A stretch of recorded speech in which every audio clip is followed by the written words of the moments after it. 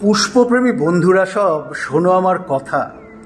অনেকেই ডাকো শুনি আমায় মাধবী লতা। তবে শোনো, আসলে আমি মাধবী লতা নই।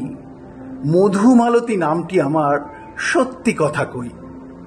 তোমরা যখন ভুল নামেতে ডাকো মাধবী লতা, জানো আমার মনে তখন লাগে ভীষণ ব্যথা।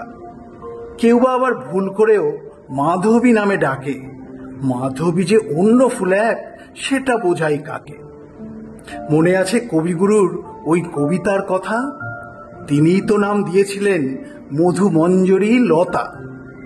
স্মরণ চিহ্ন কত যাবে উন্মূলে, মোর দেয়া নাম লেখা থাক ওর ফুলে, মধুমঞ্জরী লতা।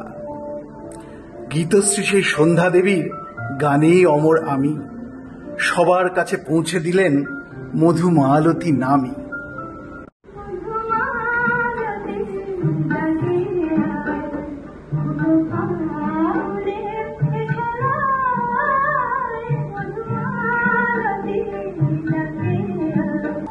অনেক ফুলের ভিড়েও আমায় চিনতে হয় না ভুল।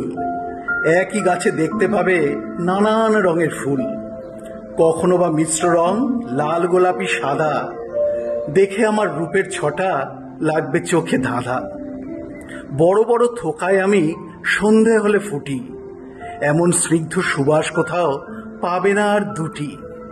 গ্রীষ্ম, বর্ষা, শরৎকালে আমার দারুণ শোভা, বলতে পারো দেখতে লাগে বড়ই মনোলোভা। বাড়ির ছাদে, বাগানেতে কিংবা আঙিনাতে পথ চলতি মানুষজনাও আমার রূপেই মাতে।